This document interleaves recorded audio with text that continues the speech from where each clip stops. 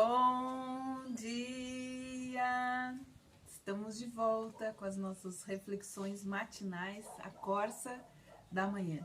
Nessa série de reflexões a respeito da mente de Cristo e aprendendo sobre as características da mente de um servo. E hoje nós vamos encerrar, então, esta série de devocionais a respeito da mente de Cristo, terminando então com a 14ª característica da mente de servo, que é prudente. Um servo do Senhor é um servo prudente.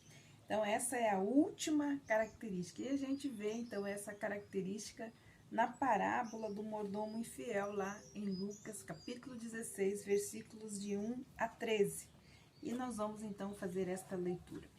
Dizia Jesus também aos seus discípulos que havia certo homem rico que tinha um mordomo, e este foi acusado perante ele de estar dissipando os seus bens. Chamou então e lhe disse: que é que ouço dizer de ti? Presta contas da tua mordomia, porque já não podes mais ser meu mordomo. Disse, pois, o mordomo consigo: que hei de fazer, já que o Senhor me tira a mordomia?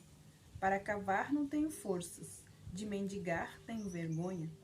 Agora sei o que vou fazer, para que quando for desposado da mordomia, me recebam em suas casas.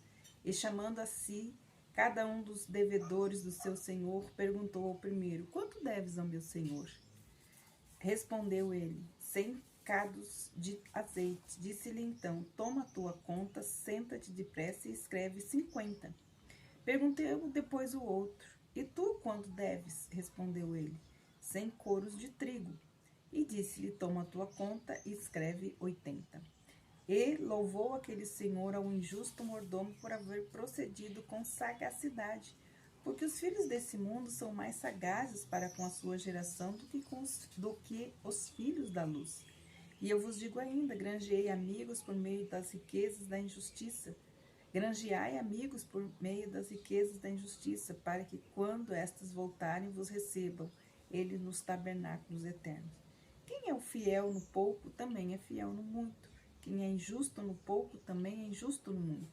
Se, pois, nas riquezas injustas não fostes fiéis, quem vos confiará as verdadeiras? E no alheio não fostes fiéis, quem vos dará o que é vosso? Nenhum senhor pode servir a dois senhores, nenhum servo pode servir a dois senhores, porque há de odiar a um e amar o outro, ou a dedicar-se a um e desprezar o outro. Não podeis servir a Deus e também às riquezas. Então, nós vemos aqui esta característica: esse servo, ele teve sagacidade, né? Ele foi sagaz.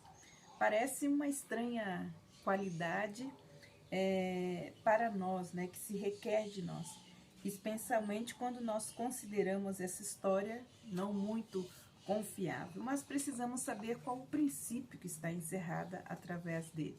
Então, a prudência é uma dependência dos métodos do Senhor para a nossa vida, não é? Então, a prudência significa isso. O prudente, ele depende dos métodos do Senhor para a sua vida. Quando nós somos discípulos prudentes, permitimos a Deus conferir-nos autoridade. Então, a autoridade de Deus, ela vem sobre as nossas vidas, sobre vários fatores que nós vimos, sobre várias características que nós vimos da mente de servo. Mas uma delas é nós entendermos que a prudência nos garante, nos confere, né, a autoridade. Jesus aqui, ele não estava elogiando a conduta tortuosa desse mordomo.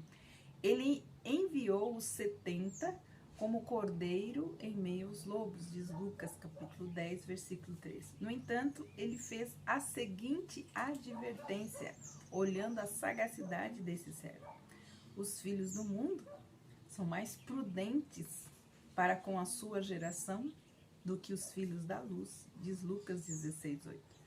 Na mente de Cristo não há conflito, podemos ser como crianças e ao mesmo tempo sermos engenhosos, prudentes, sagazes. O servo deve se valer então do bom juízo, né, da perspicácia e às vezes também do discernimento inteligente. A importância de sermos diligentes, né? Termos discernimento, mas temos um discernimento inteligente. É isso que a prudência ela traz para nós. Sem dúvida, Jesus era inocente e agudamente perspicaz, prudente. A mesma palavra sagaz é traduzida então para prudente. Lá em Mateus 7:24, refere-se ao homem prudente que edifica sua casa sobre a rocha e o homem imprudente que construiu a sua casa na areia. A sagacidade ou a prudência, como nós vimos, ela dá, né, confere a Deus, dá-nos então a autoridade, permite a Deus conferir-nos a autoridade. A prudência prova que você realmente é um discípulo que aprende com o seu mestre e se torna semelhante a ele. Então, um servo prudente, sagaz, perspicaz, que tem um discernimento inteligente, também é a prova de que realmente nós somos discípulos de Jesus, né? Pequenos cristos andando na terra. E nós aprendemos então com o nosso mestre a semelhança dele. Jesus uma vez perguntou lá em Mateus 24, 45. Quem é, pois, o servo fiel e prudente que o Senhor pôs sobre os seus serviçais para a tempo dar-lhes o sustento? Então, a autoridade de servos prudentes aumentará muito, porque eles serão colocados sobre muitos. Quando você é sagaz e prudente, permite então que Deus lhe confira autoridade ou postos maiores ou lugares maiores do que os outros. Jesus, ele era prudente.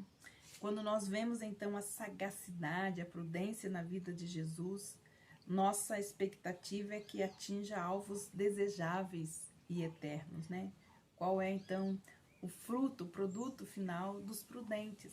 É encontrarem então as coisas que são eternas, né? A maioria das grandes obras de Jesus foram realizadas na Galileia.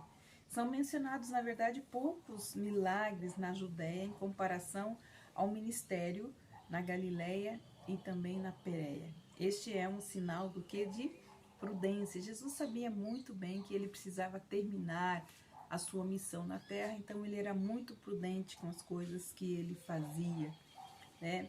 Jesus sofreu oposição desde o princípio também do seu ministério. Jesus optou prudentemente por realizar a obra onde não viviam as autoridades religiosas, né? Porque ele não poderia ir contra elas. Então ele era um servo de Deus prudente. A prudência então levou a trabalhar entre os receptivos, entre os pobres, entre os humildes, e ainda hoje seu nome é chamado sabedoria de Deus, né? Diz a palavra de Deus em 1 Coríntios 1:24, que Jesus se tornou para nós a sabedoria de Deus, a prudência de Deus para nós. Nós vamos então encerrar nossa série de reflexões a respeito da mente de Cristo com uma oração.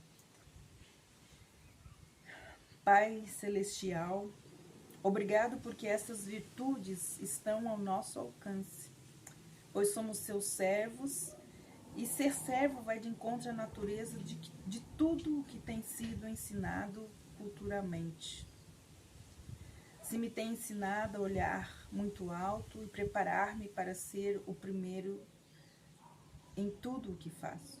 Na verdade, tu me ensinas o contrário. Tu me ensinas que alcanço a minha grandeza quando me inclino a servir, e devido à minha herança cultural torna-se difícil muitas vezes aceitar isso.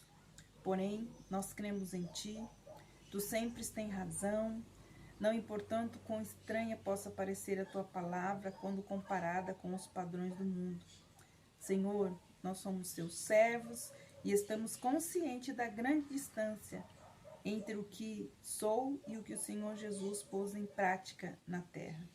Mas nós queremos, Senhor, ser servos fiéis, prudentes, mansos, aptos a ensinar, bons, pacientes, e nós queremos pôr em prática aqui na terra. Faz-nos como o Senhor, não importando o que tenha que fazer.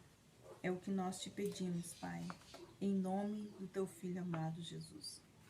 E como servos do Senhor, nós possamos naquele grande dia ouvir: bom e fiel servo.